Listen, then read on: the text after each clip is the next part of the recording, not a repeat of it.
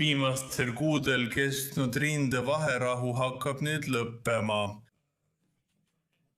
Pole lihtne asju kokku panna, aga läbirääkimiste laua asemel ootamatult Iisraeli ründamine näitab ainult üht.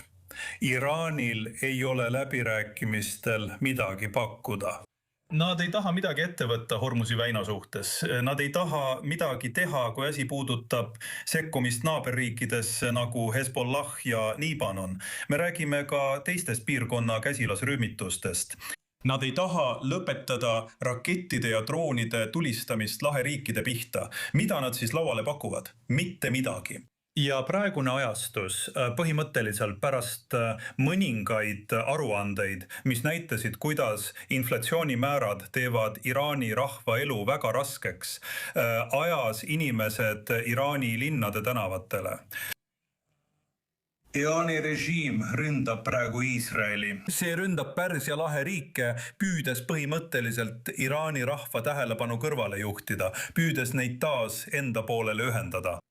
Aga kas see tähendab, et Iraan tajub ja mõistab, et kõige nõrgem lüli siin on tegelikult Pärsia lahe riigid? Ja seni, kuni nad suudavad laheriike rünnata, saavad nad ameeriklastelt või isegi iisraellastelt rohkem järeleandmisi ning see on nende viis sellest sõjast ellu jääda. Ma ei usu, et nad sellel tasemel õigesti arvestavad, eriti arvestades Ahmed Vahidi tapmist täna varem, nagu Iisraeli raportid näitasid. Põhimõtteliselt, kui me räägime sellest, kes Iraani täna juhib, siis ajatolla on varjul. Tõeline ajatolla on kadunud. Kui me räägime presidendist, kelle kohta oli paar päeva tagasi teateid, et ta astub tagasi, siis jääbki alles ainult Iraani revolutsiooniline kaardivägi, kes on täna oma juhi kaotanud. Nad ei suuda keskenduda, nad ei näe selgelt ja ma arvan, et nad lihtsalt tulistavad igas suunas, et leida väljapääs sellest mustast august, kuhu nad on sattunud. Siseemiselt on neil probleeme oma enda rahvaga. Kui rääkida embargoidest ja majanduslikust olukorrast, siis neil ei lähe hästi.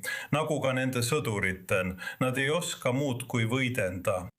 Ja rääkides sellest, et tulistatakse vasakule ja paremale, nagu sa ütlesid, siis eile toimunud rünnakud Saudi Araabia vastu on eitatud või Iraan on eitanud selle eest vastutust. Sama asi juhtus ka siis, kui nad sihtisid Kuveidi pealinna.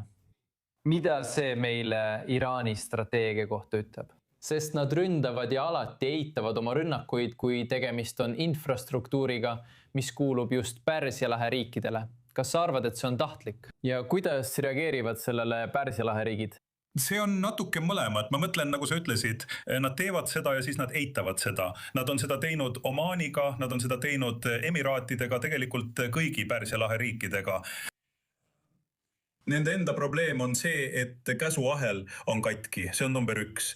Number 2 on see, et nende relvad, eriti droonid, ei ole korralikult kontrollitud. Nad lihtsalt sisestavad GPS-koordinaadid ja see lähed. Põhimõtteliselt pole arvestatud, mida see esimesena tabab ja nii juhtuski. Põhimõtteliselt 2 inimest, 2 tsiviilisikut Bahreinis surid selle tõttu. Ja kui me räägime sellest, mis toimub Kuveidis, nagu sa mainisid, siis nad ikka veel eitavad, et nad seda tegid, isegi vaatamata jälgimiskaamerale. Nad ei näe selgelt. Ja muidugi, nagu sa mainisid, kui rääkida laheriikidest, siis nad ootasid, et laheriigid langevad või annavad järele palju varem, juba esimesel nädalal, nagu mõned nende ametnikud varem ütlesid. Nii et ma arvan, et nad sattusid suuremasse jamasse, kui nad suudavad hakkama saada. Ja lõpuks hutid on alustanud või alustamas oma rünnakuid Iisraeli vastu ning nad ähvardavad ka laevu Punases meres. See on suur probleem just Saudi Araabia jaoks, kes kasutab ida-lääne torujuhet. Miks nad otsustavad just praegu võitlusega liituda ja kuidas saudid sellele reageerivad? Sest põhimõtteliselt see halvab täielikult saudide võime naftat müüa. Ilmselt hoidsid huhid kogu sõja vältel madalat profiili, välja arvatud see 1 kord, kui nad tulistasid ühe raketi Iisraeli pihta. Ja siis nad kadusid jälle varju. ainus põhjus, miks nad on tagasi, toetab seda ideed, millest me varem rääkisime. Iraan on sattunud väga kitsasse olukorda. Nad tulid Iraani abistama ja päästma. See on üks pool. Ja kuidas Saudi Araabia sellega hakkama saab, on probleem kogu piirkonnale. Ma räägin Pärsia lahe riikidest ja Iisraelist. Ma arvan, et peaks olema korralik koostöö, et nad saaksid nendega hakkama, enne kui nad veel midagi teevad. Ja me kõik teame, et kui huihid mängu tulevad, siis neil pole pidureid, mis neid tagasi hoiaks. Hästi, Ahmad Housa, poliitiline konsultant ettevõttest Hosa Associates liitus meiega Manamast Bahreinist. Suur tänu! Aitäh!